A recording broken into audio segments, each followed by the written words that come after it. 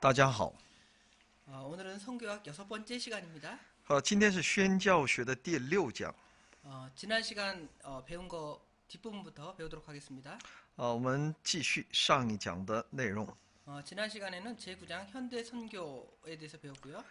上一讲呢，我们学到现代宣教。 첫 번째 항목으로 교회 선교 열의까지 공부했습니다. 其中的第一项是有关教会宣教的一种热情、热心。 두 번째입니다. 现在第二， 현대 선교 운동의 시조입니다. 那就现代宣教运动的那些前辈们， 현대 선교 운동의 시조는 윌리엄 캐리입니다. 也可以说现代宣教运动的始祖就是威廉·凯利。 그를 통해서 현대 선교 사역의 새로운 변화와 혁명을 가져오게 되었습니다. 借着他呢，带出了现代宣教施工的新的变化和革命， 그리고 조직적인 선교 활동이 전개되었습니다. 也开展了系统的宣教活动。 지금까지의 선교 사업이란 개인적이고 간헐적인 것이었습니다. 到目前的，到当时的宣教工作呢，很多的时候呢，在那之前是一个个人的行为，而且是一个间接的一种行为。 즉 전체 교회가 이방 세계에 복음을 전파해야 한다는 그러한 것에 대해서는 무관심하였습니다. 而整个教会应当关注向外邦那世界的福音传递，在这方面呢，有很多的不足。 사도시대 이래로 선교의 열의가 전체 교회로 일어나게 된 계기는 바로 윌리엄 캐리를 통해서입니다. 从使徒时代以来，宣教的热情能够传递到整个教会，其契机呢，就是借着威廉·凯利。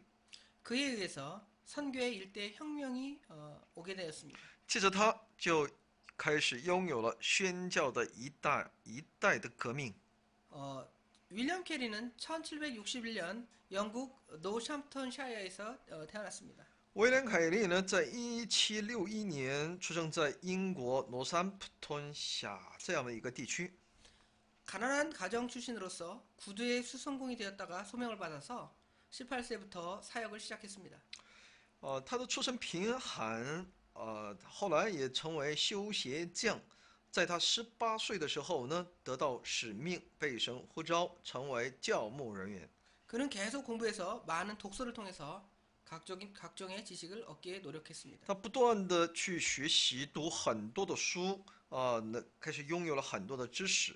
그는 쿡의 저서인 세계 기행이라는 책을 읽고 크게 감동을 받고 他呢也曾经读过作者库由他撰写的《世界旅行》这么一本书，得到了很大的感动， 그리고 선교에 대해서 관심을 가지게 되었습니다. 开始对宣教拥有他的一些看见。 그러나 주의 비난도 아울러 함께 받게 되었습니다. 但他也同时又受到周边人的一些责备。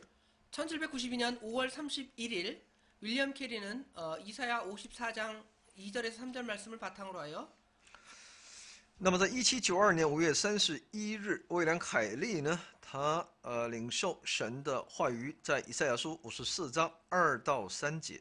하나님으로부터 큰 일을 기대하라. 那么他就受到一种感动，要从神那里去期待大事。 하나님을 위하여 큰 일을 시도하라는 설교를 하게 되었습니다. 他就以这样的一个标题，再一个就是为神你要预备大事这样一个讲道标题来去给众人讲道。 여기에 감동을 받은 12명의 사역자들이 침례회 선교회표를 조직하게 되었습니다. 听他讲道而受感动的12名的教会牧者呢，他们就建立浸信会宣教协会的这么一个组织。 그리고 13파운드 2실링 6펜스의 기금을 모았습니다. 那么他们共同募集到13英镑和2先令的这样的一个他的基金。 윌리엄 캐리 스스로 첫 번째 선교사가 되어서 인도를 향해 출발했습니다. 那么威廉·凯利自己成为第一位传道人，他向印度出发。 그 후로 계속해서 선교 협회들이 조직되고 새로운 선교의 장이 열리게 되었습니다. 之后呢，不断有那些宣教协会的建立，就是宣教的门敞开。세 번째로는 미국 선교회의 조직입니다. 第三是美国宣教会的组织。 유럽에서 이러한 선교운동이 전개되고 있을 때에 신대륙에서도 선교운동이 조용히 전개되고 있었습니다. 在欧洲，这种宣教运动在展开的时候呢，在新大陆，这种宣教运动也静静的在那里开始展开。 사무엘 밀스가 농장에서 일하던 중에 也叫萨穆尔·米尔斯，他在农场工作的时候呢， 1802년 복음을 전파하라는 소명을 받고 在1802年呢，他领受一种使命，就是传福音的使命。 윌리엄스 대학에 입학을 했고 거기서 사역을 준비하게 되었습니다. 他就入学于威廉斯大学，在那里准备走这个教牧的生活。 밀스는 미국의 캐리라고 불리기도 했습니다. 这米尔斯他也被称作美国的凯利。 윌리엄스타운이 하이스텍 기도회 라는 그러한 제목을 가지고 이제 미국 선교의 탄생지가 된 것입니다. 在那威廉斯 town 他也就在美国建立了这么一个宣道会，叫 High-Tech 祷告会。 밀스를 중심으로 선교의 열의를 가진 지도자들이 모여들기 시작했습니다. 就以米尔斯为中心呢，对宣教有关注的，也就是有关心的那群领袖们开始聚集在他的周围。 이들을 중심으로 해서 미국 선교회가 조직되고 각지의 선교 활동이 전개케 되었습니다. 那么以他们为中心，在美国呢就出现各样的宣教会，展开宣教活动。 미국을 중심으로 하여 아시아와 세계 각지에 복음을 전파하는 운동이 연속적으로 일어나게 되었습니다. 以美国中心，在亚洲，在世界各地，不断的开始出现传福音的运动。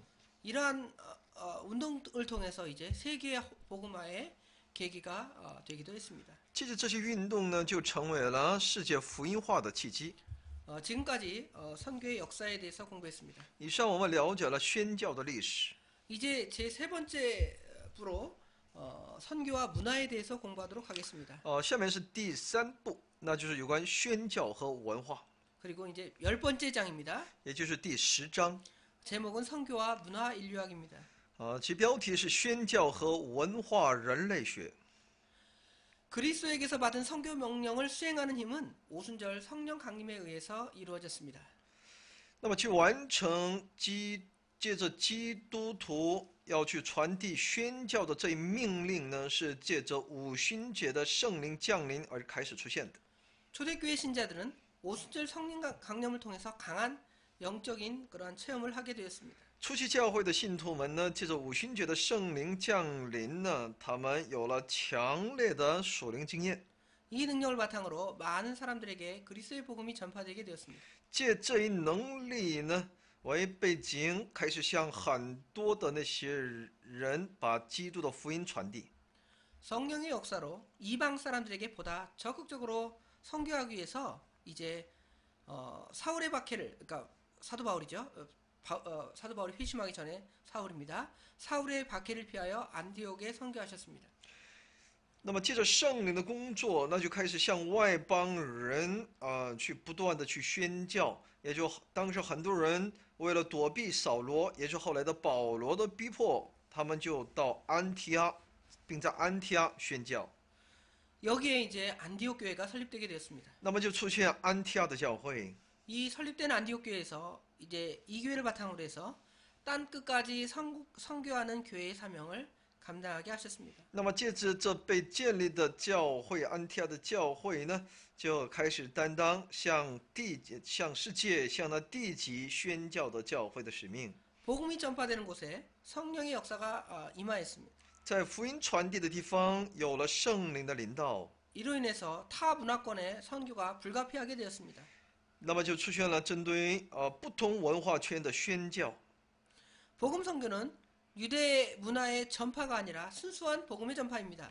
福音的宣教呢，不是传递犹太民族的这种文化，而是一个纯粹的对福音的传播。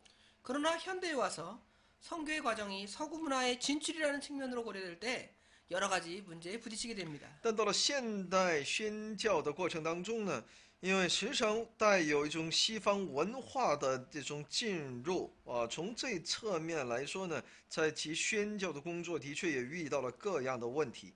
우리는 이 선교의 사명을 완수하기 위해서 타 문화권에 대한 바른 관심을 가져야 합니다. 我们为了完成这一宣教的使命，我们应当对不同文化圈应该有更多的关注。 이를 이해함으로써 선교를 보다 효과적으로 추진할 수 있어야 합니다.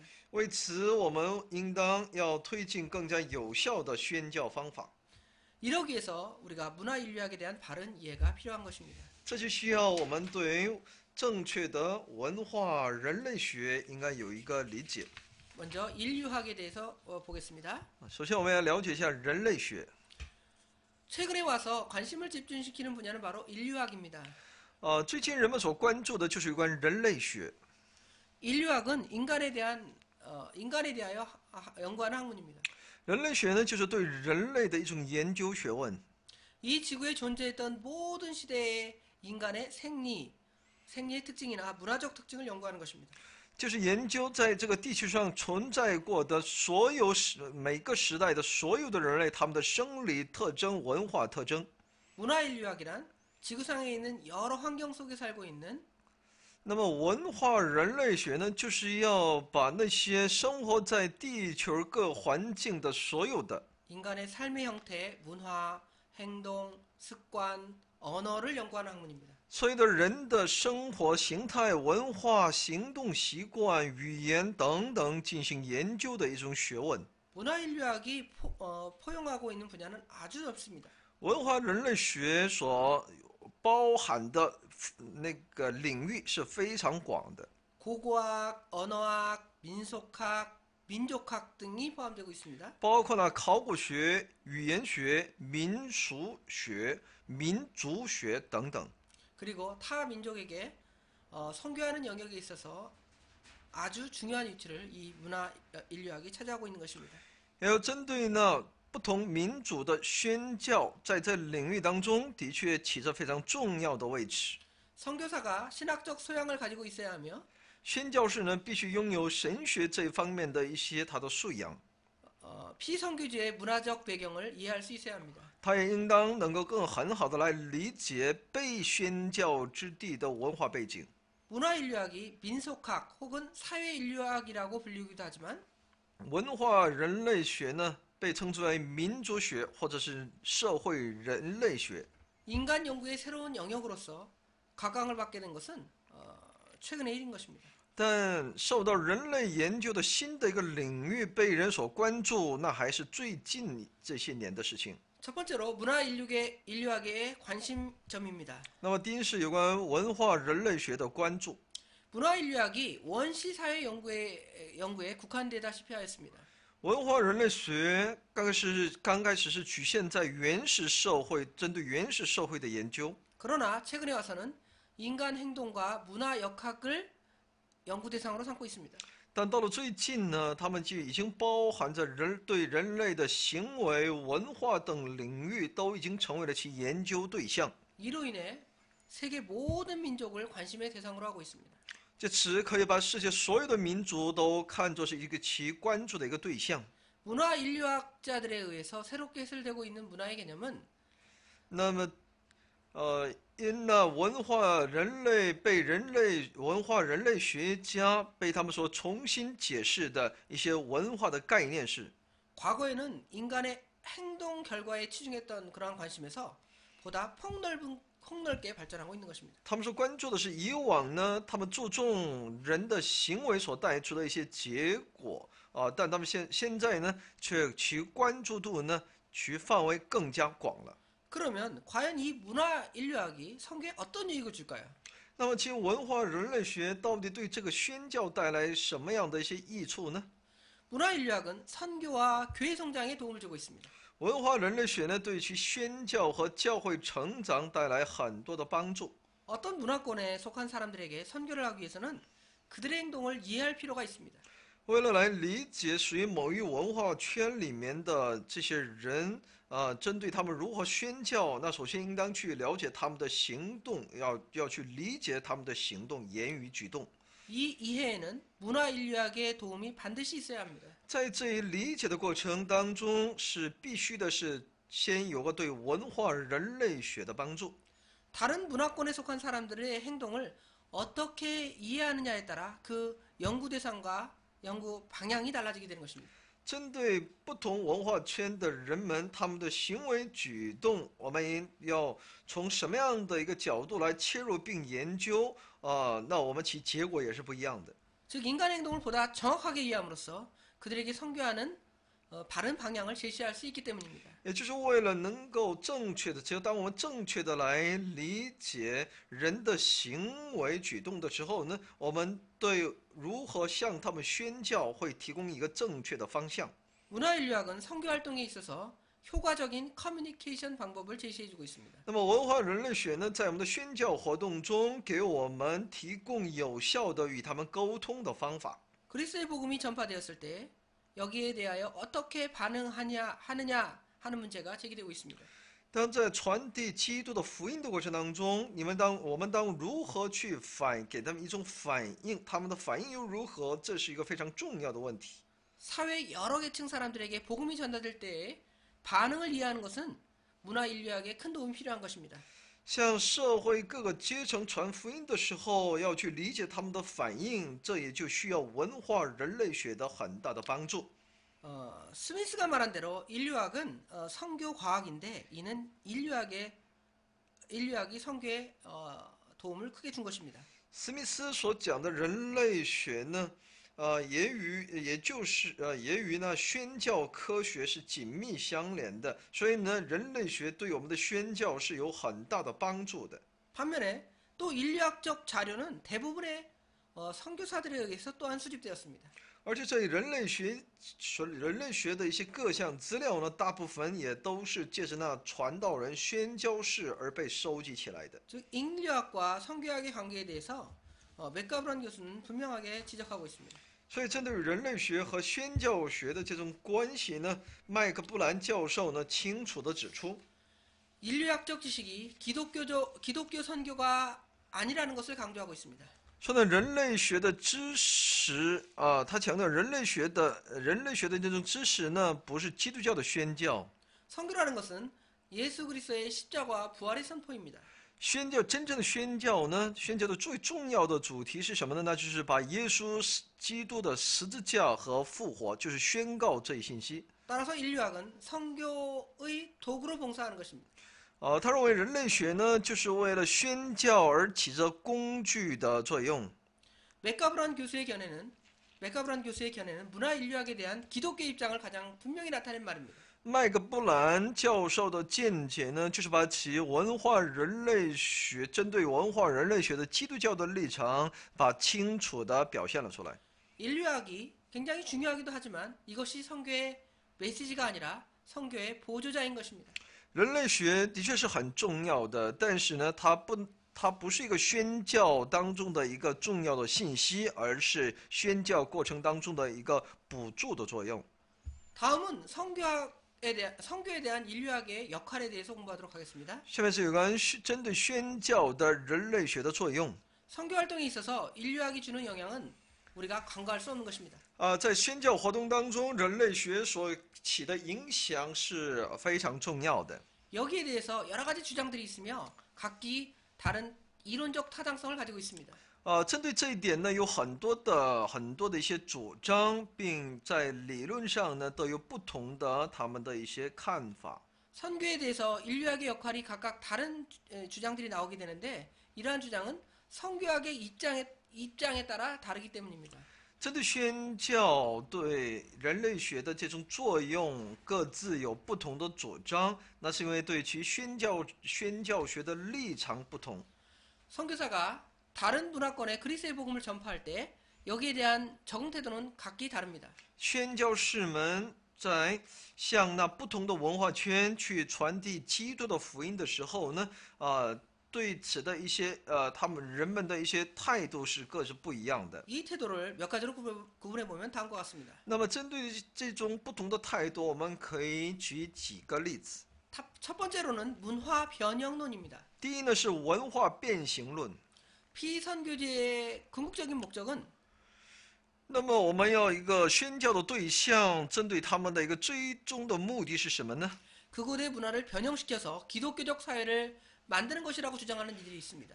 有些人主张我们必须要去改变，有些变化，使他们的文化得到一种变化，让他们成为一个基督教的社会。 그러므로 문화 인류학은 선교지 문화를 변형시키는데 가장 효과적인 방법이라고 주장하는 것입니다. 所以他们认为文化人类学呢，就是要去改变那些宣教对象国的文化，文化其实非常有效的一种方法。 그러나 이 주장에는 큰 오류가 있습니다. 但这一主张里面是有大的一些错误的。 즉 선교의 목적을 선교지 주민들의 복음화에 두지 아니하고 문화 변화에 둔 점입니다. 也就是把宣教的目的呢，不是放在其对象国里面的居民的福音化，而是放在文化的变革当中。 이것은 문화적 상대주의를 바탕으로 한 것입니다. 其背景就在于文化相对主义。 다른 오류는 기독교 문화 혹은 기독교 사회라는 용어 속에서 서구 문화가 우월하다라는 우월 의식이 그 아래 깔려 있는 것입니다. 那么其他的一些错误的观点，也是在他们只主张基督教的文化，或者是基督教社会，他们认为，特别是西欧的那些文化的优越性，他们不断的来强调自己的优越性。 두 번째로는 토착화론입니다. 那么第二个部分呢，就是本土化。 문화 인류학의 연구를 통해서 선교지의 재래 종교를 바로 이해하게 된다는 것입니다.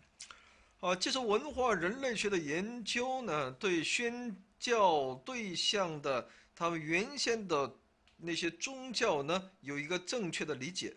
그래서 거기에 알맞은 자료를 바탕으로 메시지를 꾸밀 수 있다고 그들은 주장합니다. 他们主张到就可以找到与他们当地情况相符的一些内容来向他们传递。 선교사들이 피선교지의 토착 종교의 생리를 그 구조 속에서 그 구약 성경적 배경과 비슷한 뉴스를 찾아내는 것입니다. 那么宣教士们呢，就在其宣教对象的他们的土著宗教里面呢，来寻找与旧约圣经背景类似的一些要素。 그렇게 해서 토착화를 시켜가지고 그 바탕에 기독교 선교를 지향한다는 것입니다. 并使之本土化，并在其本土化的基础上呢，要去宣讲基督教的思想和它的内容。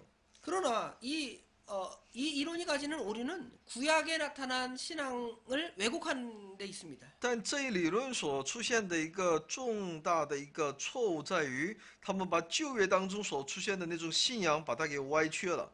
그리고 또 피선교지의 종교에 대한 그 피상적인 이해로 나타나고 있다는 것입니다. 针对呢被一个宣教的这个对象，针对他们的宗教的理解上也有很大的问题。 그래서 구약의 제사제도나 희생법을 원시 종교의 애니미즘 정도로 이해하는 것입니다.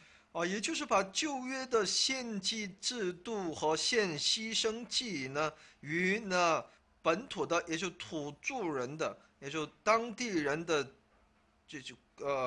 那种信仰献祭看为同等。 그러나 구약 종교가 애니미즘과 근본적으로 다른 것은 유일신앙이라는 것입니다. 但旧约宗教与一般的那些各民族所拥有的一些献祭或者他们的土著信仰之间的最根本的不同，是在于我们是信奉唯一独一的神，就是独一的信仰。 또한 구약의 금기라는 것은 어떤 공포에 대한 어떤 행동의 반응이 아니라 하나님의 거룩함을 바탕으로 하는 것입니다. 而且在旧约里面所禁止的那些条款呢，不是给我们带来一种恐怖，而是神的圣洁为基础的。 또한 구약 종교에는 하나님의 구원적인 역사가 나타나 있습니다. 而且在旧约的宗教里面，我们就能够看到其中的一些信息，就是神救赎的工作的显现。 이를 통해 역사 세계에 작용하시는 하나님의 역사를 우리가 알게 되는 것입니다. 借此，我们可以知道，在整个历史世界当中，正在工作的这位神的作为。 세 번째로는 점진적 전화론입니다. 那么第三呢是渐进转换论， 이 주장은 로마 교회에 속한 예수회에 의해서 실천되었습니다. 这一主张呢是借着隶属于罗马教会的耶稣会而付诸于实践。 즉 문화 인류학을 성교 이론에 응용하여 성교지의 재래종교인 미신과 행사를 기독교 신앙과 기독교 의식으로 용이하게 전환할 수 있다는 견해입니다. 就是他们要借着文化人类学，把它应用在宣教理论当中，把那些被宣教之地的土著的那种宗教迷信行为呢，把它移植到基督教的信仰当中，这样的就容易的把他们能够带进到基督教的信仰里面，有这样的见解。 이 주장에 의하면 치밀하게 계획된 과정에 의하여 식민지 문화의 가치와 혼란을 최소한으로 줄인다는 것입니다. 这一主张认为呢，可以借着这周密的计划和过程呢，可以减轻殖民文化的价值所带来针对当地带来的混乱。 이러한 방법을 통해서 원주민으로 하여금 점진적으로 복음을 받아들일 수 있도록 인도할 수 있다고 생각하는 것입니다. 所以呢，他们主张呢，借此方法呢，可以使原住民们呢，可以渐进的来接受福音，来得到带领。 이러한 그 견해는 예수의 선교사들이 정열적이고 치밀한 계획에 의해서 가능했습니다. 这样的建议或见解呢，认识呢，是借着呢耶稣会的宣教士们他们的热情和周密的计划当中，是变得可能的。 또 그들 나름대로 성과를 또 가지고 오기도 했습니다. 的确也带出了他们所期待的一些结果。 그러나 이들의 주장은 결과적으로 종교 혼합주의적인 종교 정책을 실시하게 된 것입니다. 但他们的这种主张呢，最终所带出来的是宗教混合主义的结果。 환경과 압력에 의해서 개종자가 나타나기는 했지만 虽然借着环境和一种压力带出了一些反依皈依基督教的这么一些人群， 신앙 내용을 통한 결정적인 변화가 생기지 아니한다는 것입니다. 但却无法出现借着信仰的内容所带出的决定性的变化。 이 주장은 성경이 교훈하는 성교 원리를 이탈했습니다.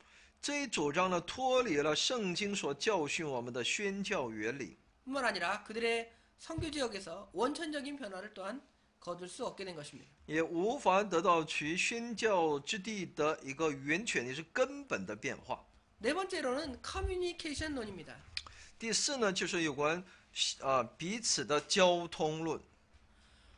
문화 인류학은 성공적인 커뮤니케이션의 방법론을 제시한다는 주장입니다. 也就交通沟通文化人类学，他所主张提示的，所主张的就是成功的，就是与人交通的方法论。 문화 인류학이 회심 운동을 유발할 수도 없고 회심의 운동의 내용도 될 수 없습니다. 但文化人类学呢，但它是不可能能够带出悔改的运动，也不会成为悔改运动的内容。 진정한 회심 운동이라는 것은 성경에 계시된 예수 그리스도의 아버지신 하나님과 만남을 통해 이루어지는 것입니다. 那么真正的悔改运动呢，是借着圣经所提示给我们的，借着耶稣基督的父神与他之间的这种遇见，才能够最终成为一个悔改的运动。 복음의 핵심은 예수 그리스도의 계시를 통해 하나님과의 만남으로 이루어집니다. 那么福音的核心呢，就是要借着耶稣基督的启示，要与神相见。 이러한 회심 운동은 성경 메시지를 보다 효과적으로 전달하는 과정에서 나타나게 되는 것입니다. 这样的悔改运动呢，是借着更有效的把圣经的信息传递，在这过程当中出现的。 여기에서 선교자 자신의 모국 문화와 선교지 문화 사이의 커뮤니케이션 문제가 등장하게 되는 것입니다. 那么在这里就出现宣教士他自身的母国文化、自己本国的文化和宣教地的文化之间的沟通的问题。 이러한 커뮤니케이션 문제를 보다 빠르게 이해하고 적용하기 위해서는 문화 인류학의 도움을 받아야 하는 것입니다. 为了能够使这种互相彼此交通沟通的问题能够尽快能够有一个正确的应用和理解，这也就需要文化人类学的帮助。 문화 인류학은 선교지 원주민의 의식 구조를 가장 빠르게 이해하게 하고요. 文化人类学呢，让我们能够更快的来理解宣教地那些原住民他们的意识和他们的结构构造。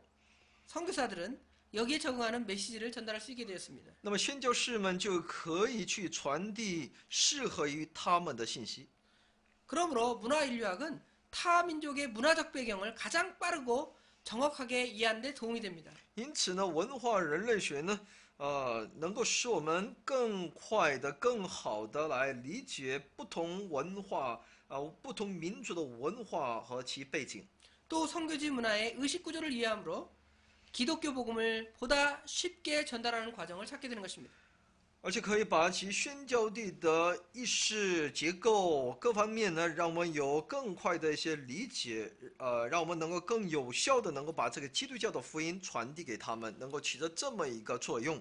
커뮤니케이션 자체가 복음의 선교의 수단이 아닙니다. 这种沟通本身它不是福音宣教的手段， 복음 선교를 위한 하나의 방법으로 제시하는 것입니다. 它不而是我们福音宣教的一个方法当中的一个。 이를 통해서 선교의 핵심인 그리스도를 전달하는 과정이 되는 것입니다. 也就借这些，那我们可以成为它，使它可以成为宣教的核心，也就我们宣教的核心就是有关传递基督嘛，在这过程当中的一个工具。 세 번째로 문화 변동의 과정에 대해서 공부하도록 하겠습니다. 第三，了解一下文化变动的一个过程。 문화는 항상 변합니다. 文化呢时常在改变， 인간은 문화 안에 살면서 문화를 만들어내는 문화적 존재입니다. 人类是生活在文化当中，并不断的创造文化的这么一个存在。 따라서 인간은 하나님의 형상으로 지음을 받았으며 하나님의 영광과 뜻을 나타내야 합니다. 而且我们人呢是借着神的形象而被造的，所以我们必须要彰显神的荣光。 이러한 인간의 문화 변동의 과정을 어떻게 보고 어떻게 구체화시킬 거냐 하는 것이 문제로 제기되고 있습니다. 那我们如何来去理解、去观察这一文化的变革？如何又把它具体化？这是一个向我们所提出的一个具体的问题。 변화하는 문화의 과정을 몇 가지 형태로 분류해 보면 다음과 같습니다. 在变化当中的文化这一过程呢，我们可以从几个方面、几个形态当中可以做一个分类。 첫 번째로 문화의 보수성과 변화성입니다. 第一呢是文化的保守性和变化性。 문화라는 것은 전통적인 것은 물려받고 그대로 지키고요. 그 속에 안주하려는 보수성이 있습니다. 那么文化本身呢，总有这么一群人呢，他们持守一种传统的东西，想要有一种持有一种保守性的这么一个观点。 뿐만 아니라 새 것을 추구하고 낡은 것을 도태시키려는 변화의 추진력이라는 양극에서 형성되어집니다. 而且又有一群人呢，他们所追求的是新的东西，他们是想要把旧的淘汰，他们不断的追求变化。 즉 사회 속에서 기존의 문화를 그대로 보수하려는 사상과 새 것을 받으려는 사상의 대립적인 관계가 계속되고 있다는 것이 바로 문화 변동의 바탕입니다. 也就在社会当中有想要原先的把那文化想要保守的一方和想要接受一个新的思想的一方是相互对立的，这我们可以把它称之为文化的一种变动。 그러면 이 문화 변동의 장소가 어디일까요? 那么其文化变动的场地是在哪里呢？ 문화는 스스로 문화가 스스로 변한다 이것이 아니라 문화 속에 사는 사람들이 변화시키는 것입니다. 文化它不是自己在变动，而是在于生活在这个文化圈里面的，借着那些人群在改变。 그러므로 문화 변동이라는 것은 사람들이 변화가 필요하다고 느낄 때 일어나는 것입니다. 所以文化变动呢，是在当人们看到这种文化变革的需要的时候，它就会出现的。 따라서 문화 변동의 장소는 어떤 다른 곳에 있는 것이 아니라 바로 인간의 마음에 있는 것입니다. 所以呢，文化变动不在于别处，而是在于人的心里头。 세 번째로는 이 문화 변동의 방식입니다. 第三是这种文化变动的方式， 문화에는 보수성과 변화성이 공존하고 있는데요. 在文化里面是有一种保守性和变化性是共存的。 보수성도 기술의 변화를 따라 서서히 변화하고 있습니다. 保守性呢，在其技术的变化当中，也在不断的变化着自己。 이러한 변화는 인간의 마음 속에서 문화 변화의 필요성을 느낄 때这种变化呢，在人的心中寻求，他们认识到文化变化的必要性的时候呢， 그 필요성을 충족시키기 위해서 새로운 변동이 일어나게 되는 것입니다. 为了满足其必要性，就会出现新的变动。 이와 같은 방식으로 변동의 필요성이 먼저 일어나고요. 就是这样的一个方式，就会出现变动的。首先出现的是变动的必要性。 여기에 적응하는 방안을 강구하는 것이 무엇보다 필요하게 된 것입니다. 这就需要为了适应这样的一个环境所必须的一种方案的出现。 마지막으로 문화 변동의 과정을 보겠습니다. 最后了解一下文化变动的过程。 문화 변동의 과정은 다음과 같은 방법에 의해서 가능합니다. 文化变动的过程呢，可以借着以下的方法才会变得可能。 첫 번째로는 사회 구성원의 주도적 역할에 의해서 변화합니다. 第一呢，是借着社会的构成人员他们的主导性的他们的一些作用而形成的。 사회 구성원들이 사회 안에서 그들의 경험과 지식과 새로운 발명들에 대한 변동이 이루어지게 되는 것입니다. 在社会结构人群呢，他们在社会当中的他们的经验、知识，还有一些新的发明等等，会带出其变动的。 두 번째로는 타 문화와의 접촉을 통해서 이루어집니다. 第二呢，是与那不同文化的接触而出现， 타 문화 요소를 자기 문화 속에 받아들임으로써 일어나는 변동입니다. 也就是把其他文化圈里的那些因素要素呢，把它带进我的文化当中来接受，它就引起变动。 이것은 타 문화의 직접적인 필요성에서 일어나는 경우가 있습니다. 这是在于其他文化的他们的背景当中，因为他们也有他们的一些必要性，所以呢，他们就把它应用到我们的文化圈里面。 모든 문화는 보수성과 진취성이라는 양면 속에서 형성되어져 가고 있습니다. 所有的文化呢，都以保守性和进取性在这两方面都形成的。 이 두 과정의 변화가 서로 연관이 될 때 변동이 일어나게 되는 것입니다. 这一两个过程都出现变化的时候呢，他们就会出现而且要进行连贯的时候呢，彼此连贯的时候呢，就会出现变动。 이 네 가지 과정을 구분하면 다음과 같습니다. 如果把这四个部分、四个过程呢，我们要区分开来的话呢，就如下。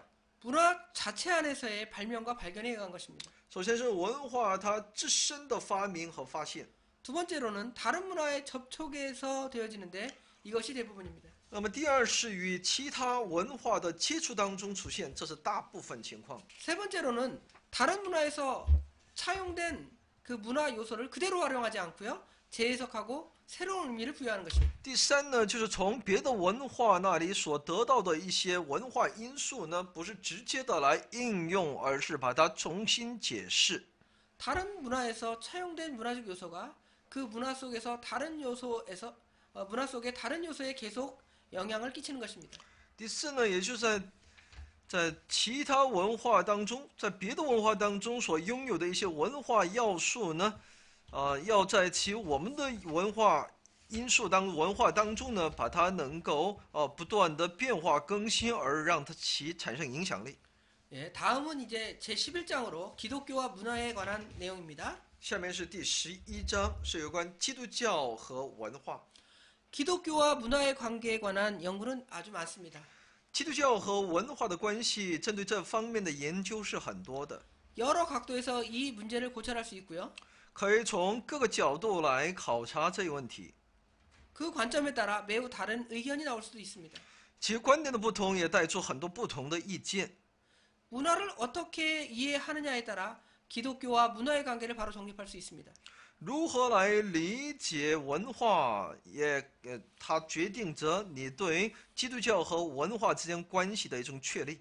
이를 바탕으로 선교 문제를 논의할 수 있습니다. 可以借此来一起探讨有关宣教的问题。 기독교와 문화의 관계에 대한 여러 가지 문제를 보다 정밀하게 연구함으로써 可以更加详细的去研究基督教和文化的关系， 선교의 방안에 대해서 모색할 수 있습니다. 可以去探索有关宣教的方案。 그러면 문화에 대해서 기독교가 어떻게 이해하고 있느냐를 보겠습니다. 那么对这基督教对这文化有什么样的理解呢？ 첫 번째로는 문화의 반대자인 하나님입니다. 首先是文化的反对者，我们的神。 하나님은 문화의 반대자라는 주장은 그리스도의 신앙에 대한 고백이 자기 문화에 대한 부정이나 거부로 보고 있다는 것입니다. 这群人主张呢，神作为对文化的反对者，也就是针对呢耶稣基督的信仰告白呢，在对自己的文化呢会起着一个否定的这种立场。 또한 그리스도를 위하여 문화를 거부해야 한다는 태도입니다. 他们认为呢，为了基督呢，应该拒绝文化。 자기 문화 때문에 그리스도를 배척하고 기독교 신앙을 경멸하는 태도와 정반대적 입장에 서 있는 것입니다. 也就是说呢，不能够因着自身文化的约束而排斥基督，就或说是蔑视基督教的信仰。 이 주장에 따르면 세상은 악하고요 반신적인 것이기 때문입니다. 他们有这样的主张，是因为他们认为这世界是邪恶的，是反神的。 결국은 문화를 거부하는 것은 세상을 사랑하지 말라 하신 교훈대로 따르는 주장입니다. 他们认为呢，说呢，拒绝文化呢，就是要遵行神的话语，就是不要爱这世界的一个教训的履行。 이들에 의하면 복음과 문화는 적대적인 것이므로 양자택일해야 할 필요가 있다는 것입니다. 他们认为呢，福音和文化呢是相对敌对的，你必须是两者选一。 그러므로 즉 성경이냐 세상 문화냐 하는 이분법적인 방법으로 분류하는 것입니다. 他们就是把它分为二分法，用二分法来解释，也就是说，你要选择圣经呢，还是选择世界的文化呢？ 이 주장에 따르는 사람들은 그리스도인들이 이 세상에서 후퇴하고 거부하고 도피하고 고립함으로써 자신을 거룩하게 하고 거룩하게 지키고 발전시켜야 한다고 주장하는 것입니다. 遵行这一主张的人们，他们主张呢，基督徒呢必须要从这世界当中退却，也就是离开这个世界就远离这个世界，拒绝这个世界，要逃避，并要孤立自己，使自己变得更加圣洁，不断的来发展自己。 이들의 과언은 신약에 나타난 세상이라는 표현을 문화와 동일시하고 있는 것입니다. 他们的错误是在于把新约里面所出现的那个世界呢，与这文化看为同等的。 사단의 세력이 악용한 문화의 한 부분을 문화의 전체로 이해하는 것입니다. 也就把撒旦的势力所恶用的那文化的一部分、一个小部分呢，他们却把它理解为整个文化。 문화를 활용해야 하는 그리스도인의 삶 자체를 피한 것입니다.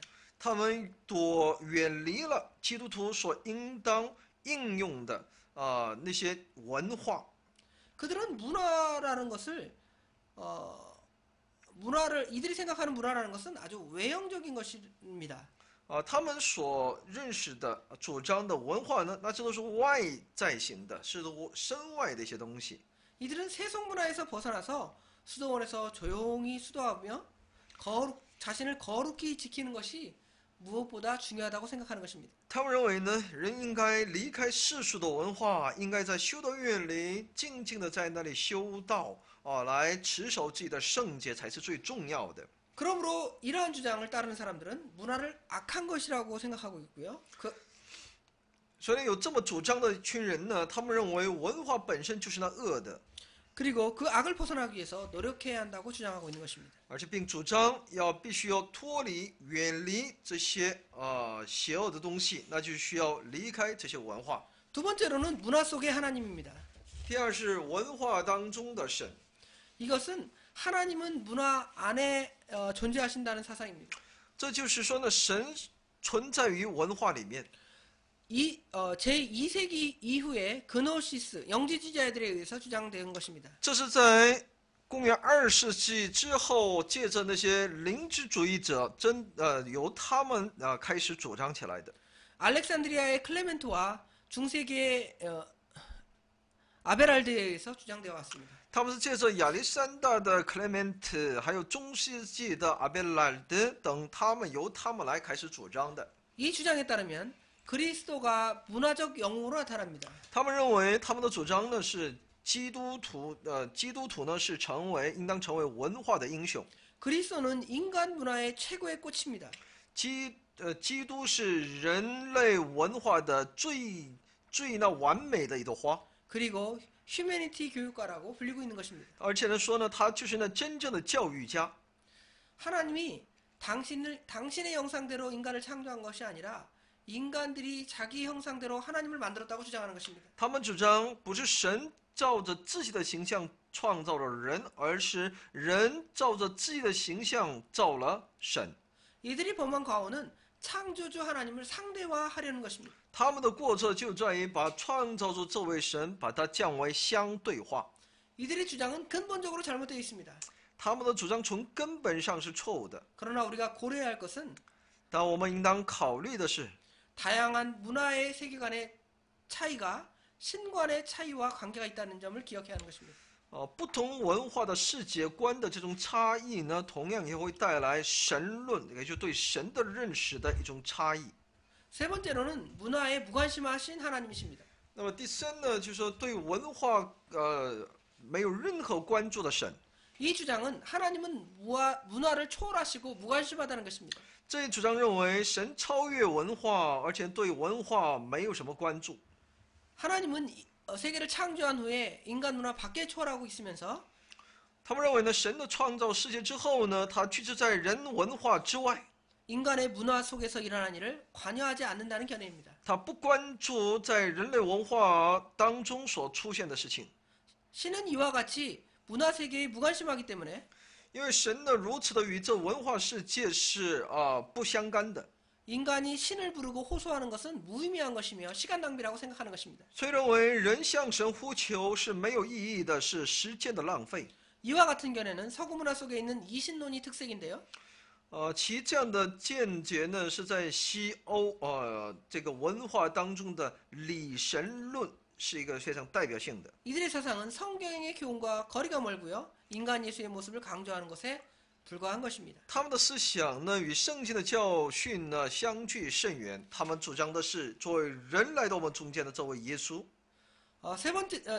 마지막으로는 문화를 초월하신 하나님이십니다. 最后是超越文化的我们的神。 이것은 리버가 주장한 것인데요. 세 가지 영역으로 구분할 수 있습니다. 这是尼伯所主张的，它有3个领域可以区分。 첫 번째로는 종합주의자이십니다. 第一呢是综合主义者， 이것은 13세기 토마스 아퀴나스에게서 가장 잘 나타나 있습니다. 这个主张就是在13世纪的托马斯·阿奎纳斯， 아퀴나스는 생각하기를 그리스도는 문화 속에 있으며 동시에 문화를 초월한다고 하였습니다. 他认为呢，基督在文化里面，同时他超越文化。 이 주장에 따르면 하나님의 것은 하나님에게, 가이사의 것은 가이사에게라는 교훈을 바탕으로 하여 那么他所主张的依据是在于神的要归神，凯撒的要归凯撒这么一个教训。 세상을 부정하고 교회는 참된 문화를 육성하는 세상 안에 있는 기관으로 보았습니다. 否定这个世界，教会呢，要不断的去培养那真正的文化，要在这个市场起着这种培养好文化的这么一个机关。 즉 교회를 통해서 하나님이 보증하는 문화를 만들어내는 사상이 된 것입니다. 也是借着教会来去建造出神所保证、神为看好的文化。 그러나 이 생각은 문화를 절대화하는 일이 벌어지게 되었고요.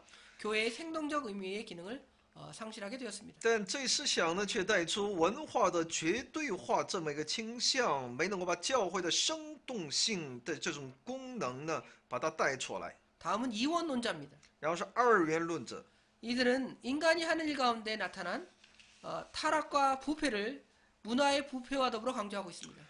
他们认为呢，在人所做的一些工作当中所出现的堕落和腐败呢，认为这是与其文化的腐败是有关联的。 하나님의 사죄와 화해가 그리스도 안에서 마련되었으며 他们认为神的赦罪和神的和睦呢，必须是在基督里面。 그 결과 인간은 타자의 뜻에 의하여 가는 길이 중지되고 그 방향이 수정케 되었다는 것입니다.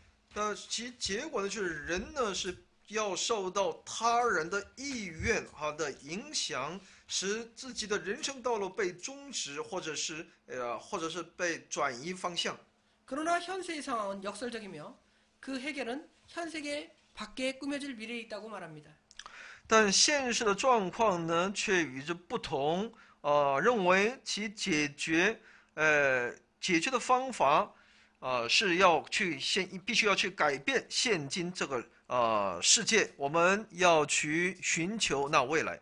그때까지 그리스도인은 두 영역에서 살아갈 수밖에 없다는 것입니다. 所以呢，到那个时候，因为我们要等候这个世界完全得到改变的那个未来，期间呢，基督徒呢必须生活在2个领域了。 마지막으로는 문화 개조론자들입니다. 最后呢是文化改造论者， 이 주장은 어거스틴과 칼빈 등이 주장한 것입니다. 这一主张呢是奥古斯丁还有加尔文由他们来主张的。 그리고 그것은 문화의 재생을 강조한 것입니다. 他强调文化的再生。 이들은 문화에 있어서 하나님의 활동과 인간의 활동을 엄격히 구별하면서도 他们在文化这一领域呢，针对神的工作和人的活动严格的区分开来， 문화로부터의 이탈을 말하지 아니합니다. 但也没有主张从文化当中的我们的脱离。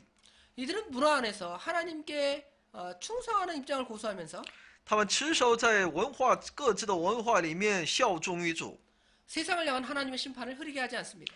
也不淡化向这世界的神的审判。 이들은 문화가 하나님의 심판 아래 있음을 강조하고 있습니다. 他们强调文化就在于神的审判之下， 또한 문화가 하나님의 주권 아래 있으며 而且呢，文化呢也在于神的主权统治之下。 그리스도인은 주께 순종하는 문화적 임무를 수행할 의무가 있다고 보는 것입니다. 他们认为基督徒呢，拥有一种义务，就是要顺从我们的神，并在这种文化圈的里面。 이들은 하나님의 주권적 역사 속에 문화 임무를 강조하고 있습니다. 他们主张在神的主权当中呢，主权的历史神行使主权的历史文化当中所赋予的任务。 하나님이 인간에게 주신 문화적 사명은 인간이 수행해야 할 가장 귀중한 의무임을 강조하고 있습니다. 神所赋予人的文化使命，在文化方面的使命呢，是人所应当履行的非常重要的义务。